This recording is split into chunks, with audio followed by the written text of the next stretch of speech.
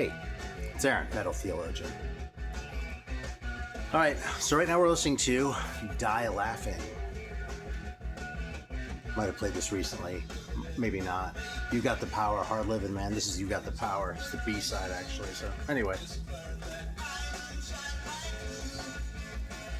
So yeah, it was fun going through the Pink Floyd ones last time, and I kind of have more to say about Judas Priest, I think. Well, maybe I do, maybe I don't. I guess we'll see, won't we? It's funny, I got into Pink Floyd a lot earlier than I got into Judas Priest. I kind of came late to Judas Priest. I didn't really get into them until I was like in my 30s. You know, like 33 or something like that too. So like well into my 30s. It's kind of funny because it's not like I'd never heard them before and I thought they were cool, you know? Like when I was in school, I had a tape of British Steel. You know, and I would listen to it once in a while, but I kind of thought they were kind of just sort of like boring. I just thought the songs were boring. And it's funny because like I look back on that now and I don't know how I ever thought that. It's like just the idea is just completely foreign to me at this point, you know? It's like how when you know something you can't imagine not knowing it, you know? Alright, so we're gonna go through right at the beginning. I'm gonna have them here all backwards because that's how I pulled them out of the thing. But yeah, we'll start at the beginning here. Rocka Rolla. This might actually be the one that I've had the longest, because when I found this, I was like, oh, maybe their first record will be this like great one. I know it's not as highly regarded as some of the other ones, but if I don't like, you know, British Steel as much, maybe this one will be great. I think this is probably the weakest record I'm going to show here. And there's a part of me that hates to say that. I hate to like concede that. I want to find like some like secret just piece of awesome in this record that like other people don't see and I haven't seen thus far, but I just haven't been able to do it, man. As far as I can tell, the coolest thing about this record is the title track, Rocka Rolla, and the second coolest thing is that he's Bob Halford. And that's kind of nice.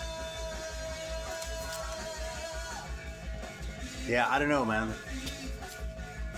This is a Visa Records pressing, distributed by Gem. Looks like an American press, as opposed to one of the old Gull ones or something like that.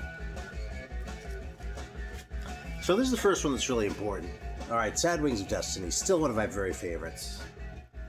When I started to really get into this record, I couldn't believe how much Queen I heard in it. You know, like Queen and Uriah Heep. I think Queen was listening to Uriah Heep, and these guys were probably listening to both. You know, but like with a lot of the vocal stuff in that, like, you know, and Dreamer Deceiver and songs like that too. There are these sorts of, I don't want to say choral parts, but so they do some similar things with how the vocals are handled. You know, with like multiple voices, with overdubs and shit like that. So, yeah, but what really makes this record cool is just the songs. I mean, the songs on this fucking record are just first rate. And as soon as I find a spot for this record, I will, yeah, there we go. I'll put on the Dick Smith band because it was right next to it. So one little interesting thing about the pressings, I don't know if the original pressing on Gull had that prelude or not, but most of the ones you find in the US do have that. But this is the Janus pressing, which does not. So see, the first song on side 2 is just Tyrant. Usually I have like a prelude. And I'll tell you something, man, I like this better without that crappy ass prelude on here. First of all, it's not a prelude if it's starting side 1, it doesn't seem. Second of all, Tyrant doesn't need it. And third of all, it's just like, it's just a waste of time, man. That fucking prelude is like 2 or 3 minutes. I'm like, this is 2 or 3 minutes. I could have been listening to Tyrant an extra time, you know? Or Ripper. Some of the greatest songs ever, man. I think Genocide is a little bit boring, but Victim of Changes is still great. Island of Domination is great. Absolutely essential record. It really is. And there's you know, we're talking about sort of the vocal stuff before. There's sort of a prog element to it a little bit. You know, I do think there's a connection between 70s hard rock and 70s prog. You know, and there are a lot of hard prog bands I like, and a lot of times I don't like a prog band because I wish they were a little harder. They're still kind of riding out the prog on this one. And they're doing it to a certain degree on the next one, too. Sin After Sin, which is actually on Columbia, big label now. And they join a Blue Oyster Cult with this record, and having the sound on their records really kind of fucked up by CBS. Both these things are like, it seems like everything's turned down so low that you have to crank it to hear anything at all, and it's kind of frustrating with a record like this, or a song as heavy as like Sinner, you know, Starbreaker, Call for the Priest, and then of course Dissident Aggressor, you know, the song Slayer covered. Here Come the Tears on this one is the long ballad. I could do without it, honestly, but I don't think it hurts. I mean, again, it's sort of a product of its time. In a way, the ballads are what cement this record, and to a lesser degree, Sad Wings of Destiny in the 70s, more than anything else about them, whether it's the cover art or whatever else. I mean, that doesn't really look like 80s cover art either. It looks pretty 70s. But still. Yeah, Diamonds and Rust, man, their Joan Baez cover. This is just a fantastic one. Last Rose of Summer is another ballad, which is easier to stomach, I think. Yeah, Raw Deal is funny. It's like you hear a song from Raw Deal, like Raw Deal, going all the way back to 1977, and you're like, how did anyone ever not realize that Rob Halford was gay? What can I say, man? Like, if you're like younger than Gen X, and you're all like, how the fuck did anyone ever not know that the dude from Judas Priest was gay? I really have no good answer for you. That's just one of those things that we as a generation, I think, have to accept, you know? Because now it's really easy to find someone who's, oh yeah, I knew all along. But man, back when that shit came out, everyone was kind of shocked. And then, I don't know about everyone else, but at least I immediately felt stupid for being shocked. I was like, how the fuck did I not see this? Anyway, it wasn't just the dress and the outfits and shit. Some of it even predated the leather. Case in point is that particular song on Sin After Sin, which is totally about cruising.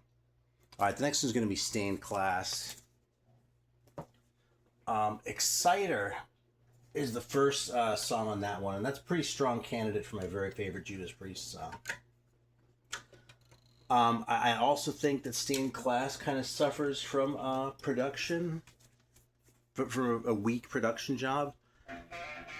It kind of undercuts great songs like Saints in Hell, even Savage, Invader, Jesus, man. Beyond the Realms of Death obviously is a great one. And then Better by You, Better Than Me is the second cover of that song that I'm aware of. The first, it's a Spooky Tooth song. The first cover of it I'm aware of was by the German band Armageddon, who did it back in like 1970. So they beat Judas Priest by a few years, but honestly, this is probably a better record than the Armageddon record. And I love the Armageddon record, okay? I have no idea what the hell I'm talking about. There's a band called Armageddon, a German band. They're on the Cook Cook label. They made one record, which is fantastic, and like I'm pretty sure it was 1970. And they spelled their name wrong, but it looks really cool on the album cover. They spelled it with two G's and one D instead of the other way around. That's the crash course on Armageddon for you right there. This is a great record. I also think that this is the record that I picked for being the first record to sound like a modern heavy metal record. Okay, there's always talk about who's the first metal band. You can, I mean, fundamentally, I think it's things like this evolve over time. There isn't really a point in time you can ever really point to. So these things are always a little dicey, and I hesitate to get into them. But the way the two guitars are used on this record really is kind of the blueprint for what heavy metal would sound like for the next 10 to 15 years. A lot more, frankly, than what Black Sabbath was doing with the single guitar, you know? Black Sabbath was great. Everyone loved Black Sabbath, but this is more like what heavy metal became, you know? And the bands that sounded the most like Sabbath, like Witchfinder General or Pentagram, you know, Pagan Altar, they tended to be obscure, you know? Pagan Altar didn't even get a record out. So yeah, Exciter's a great one. Alright, so I have the American version of Hellbent for Leather. I don't have a Killing Machine one, but I haven't looked that hard for it because I really like their cover of the Green Manalishi with the two-pronged crown, and it's not on the Euro version. If the song title order were really different, though, I'd reconsider, and there's a reason for that, but I'll get to that when I get to British Steel. This is also a great record. I think their best records, let me just let the cat out of the bag here. Their best run was really from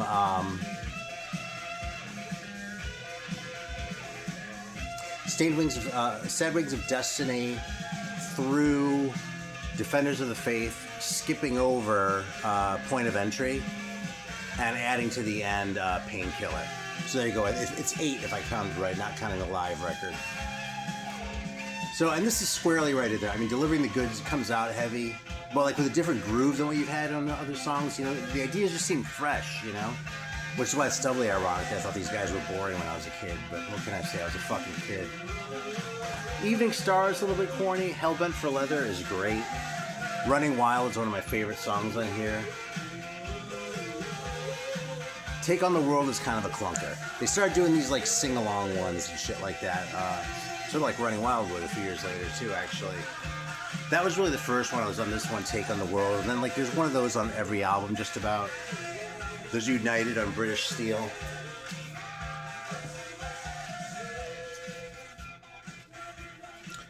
So I ended up buying this new. When I sort of rediscovered Judas Priest, was getting into it, I was like, okay, well, I need a copy of Stained Class. So,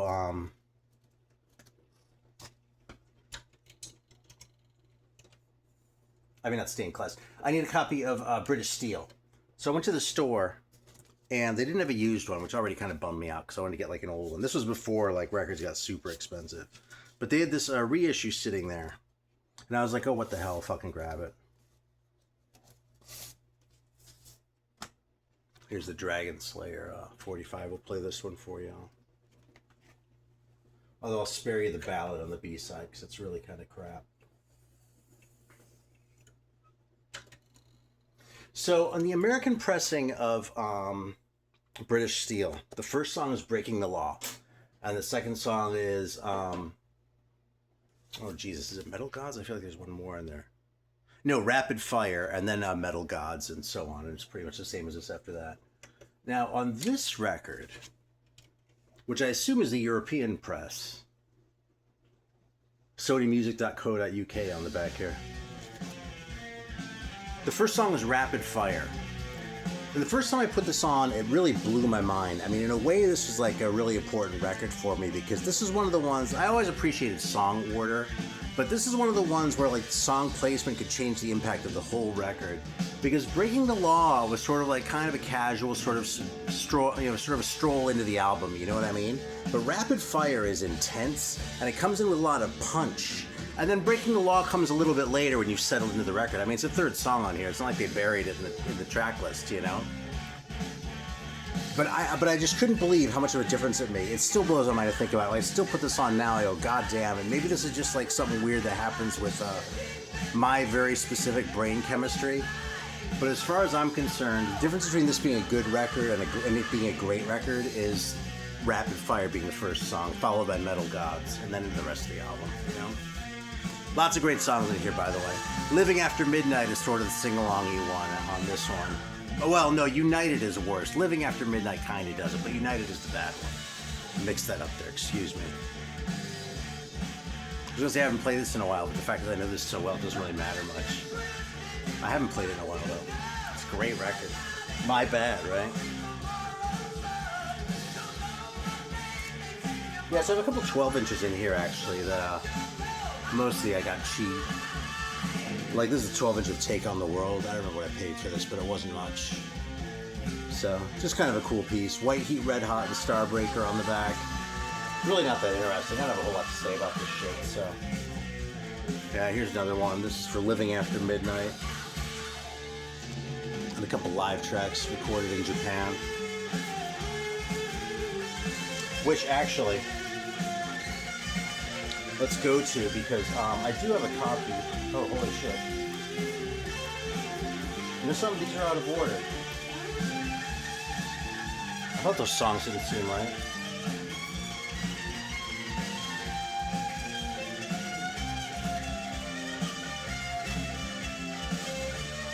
Well, I have more copies of British Steel than I realized.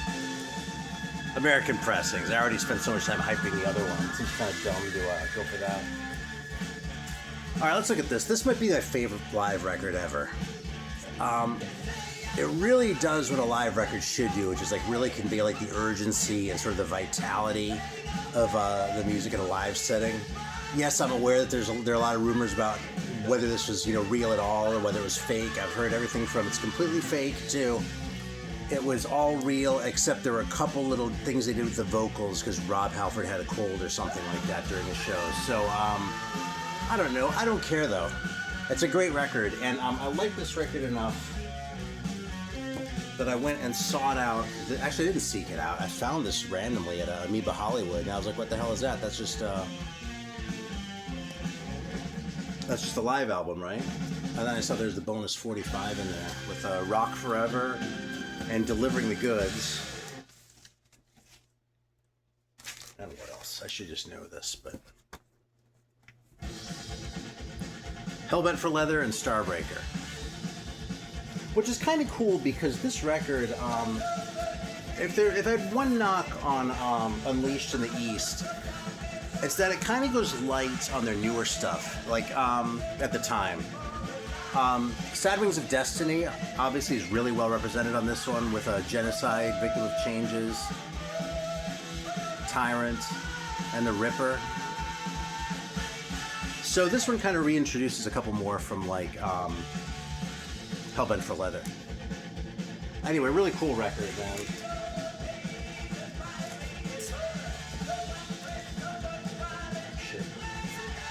Followed by a record that really isn't all that cool, and that's Point of Entry. I know there are people out there who have found ways to like this record, but I have not yet succeeded. Heading Out to the Highway is probably the best song, but like by the time that song's over, I've kind of lost my attention already, so. And then Hot Rocket kind of makes me cringe. I don't have much left then for Desert Plains and Solar Angels, which are probably the best songs on here, but You Say Yes definitely isn't. Crap record, man.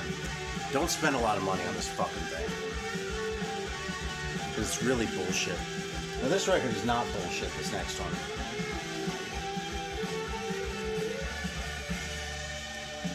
Fucking Screaming for Vengeance, man. Classic record. Definitely their fully realized metal sound now. British Steel was sort of the transitional record where they sort of shifted gears from, people say, the more thoughtful 70s stuff into the more just like straight ahead meat and potatoes 80s stuff. I really do think both eras are great. I think they were a great 70s like genuine metal band, like a prog metal band almost. And I think they were a great kind of, not really dumb metal. I mean, these guys are nowhere near as dumb as a lot of bands. You know, AC/DC is dumber than Judas Priest, you know? And I love AC/DC, just so we're clear, you know? Yeah, so I mean, this has Electric Eye, Riding on the Wind, Bloodstone. Right there, just those 3 in a row, man. And then fucking Screaming for Vengeance. A couple songs kind of, I would rather they weren't there, like that Take These Chains song, which was written by the same guy who wrote Some Heads Are Gonna Roll, actually. Interestingly enough. I might have that, I might be mistaken, but I'm pretty sure I'm not. Yeah. I guess Fever I could kind of do without, but like Devil's Child, I've heard other people complain about that, and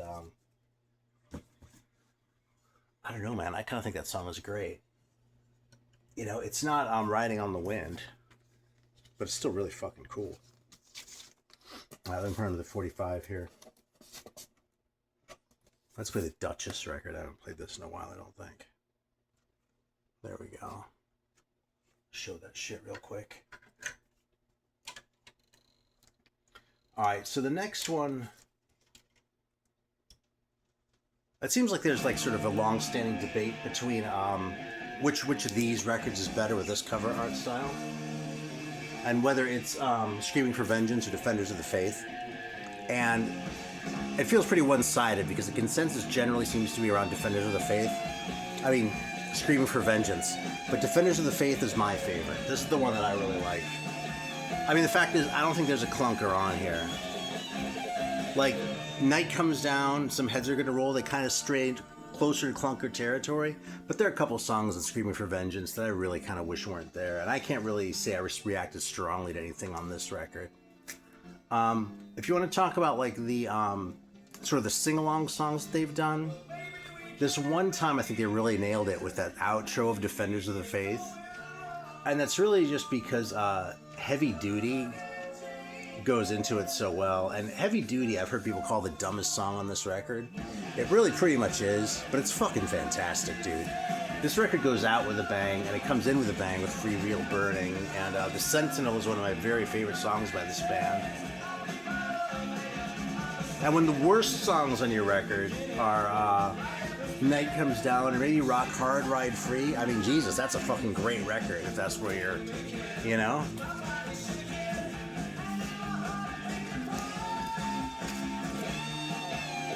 It's a Freewheel Burning 12-inch with live versions of Breaking the Law and Got Another Thing Coming, apparently, so these things just sort of end up in your collection sometimes, so.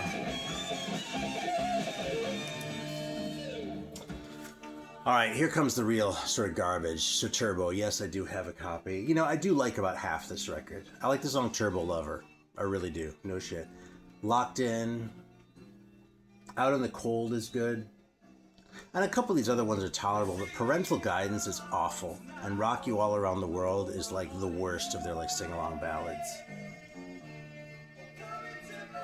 And then Wild Nights, Hot and Crazy Days. Just a shitty record, man. It's like really like 80s excess. Like this record, which in 86 brags it was digitally recorded and mixed exclusively on Sony digital tape machines. When I talk about like how cocaine like caused a lot of bad things to happen in the 80s, this is really a case in point right here. I bet this sounded great when they were making it. Like everyone thought so. The whole band, the producer, it's all fucking gacked out of their minds. And then like 10 years go by and they go, yeah, I guess Turbo is kind of a piece of shit. I'll show this one briefly. I actually kind of got this one sort of for free, which is the only reason why I have it. It's a very poor selection of Judas Priest songs, but it's a good performance, you know? If you're willing to sit through Rock You All Around the World and Private Property to get to a cool live version of Electric Eye, okay. Could have been a lot worse. Given where they were at this point in time, it could have been a lot worse. I mean, look at how shitty that cover is. Yeah, it could have been a lot worse. That's the verdict on Pretty Slide. So this is the record that gets unfavorably compared to Turbo sometimes. Maybe it's because I haven't heard this as many times. Like when Turbo came out, I was really listening to that shit. By the time this one came out, 88, yeah, I'd already discovered like Metallica and Anthrax and shit by then. So I was kind of off to the races with that, you know. I just remember the Johnny B. Good cover getting the airplay and like me going, yeah, that's not really much enticement to go and check out this record. So I finally just got this within the last couple of years, and it's really not bad. I mean, it's not British Steel, but it's not terrible. You know, don't pay a lot for it, whatever, for God's sake. But it could be worse. Really, I mean, the only thing on this thing that really offended me is Johnny B. Good. Now, in fairness, with the bar set that low, maybe that's kind of not fair, but I don't know. It's not as bad as people think it is, that's all I'm saying. And then this record, I mean, when Painkiller came out, that was like a game changer. It was like, I remember when that fucking song dropped, it was like, they'd never been so heavy. And like, you'd think they were just like, you'd think they would lose their identity sort of copying a style like that. Because, you know, the song Painkiller is way heavier than Judas Priest ever was, really. Just left to their own devices. Or faster and sort of speedier, you know, sort of done more like it came out in 1990, you know? But they do keep their identity on this thing. This record has like a really produced, almost slick sound, but without sounding sort of like oily in the way that Turbo did. It just sounds like a really well-produced album. Maybe could have had at least a little more grit, but it's not fucking up the record, you know what I mean? It's probably comparable to, actually that's a bad comparison. I was going to say to Defenders of the Faith, but Defenders of the Faith gets criticism for the drum sound on that thing, which really is kind of a disaster, the drum sound on that record. But I kind of love it anyway. Especially since I know it pisses off like real drummers, so. Anyway, Painkiller's a fantastic record, man. It's another one where every single song is great, man. Painkiller, Hell Patrol is great. Yeah, like you can crack wise about a song like Leather Rebel. You can say that A Touch of Evil is a little too much like a ballad to really dig, but the fact is, man, all these songs are really solid. There's nothing to complain about on this record. I would say grab this fucking thing before you waste your time with Point of Entry or Turbo or Ram It Down, just because those are earlier, you know. Fuck, get this one before you waste your time with Rocka Rolla. It's a great record. So that was pretty much it for the original Judas Priest run. Then, like, I kind of lost my attention, and, you know, one thing. And I actually found this in a cutout bin a couple of years ago, but it's actually still sealed. It's one of those that I'll take out one every once in a while and be like, oh, you know, maybe I'll put this on today, and then like, oh, maybe I'll listen to something else instead. So yeah, sort of going out with a whimper on that one.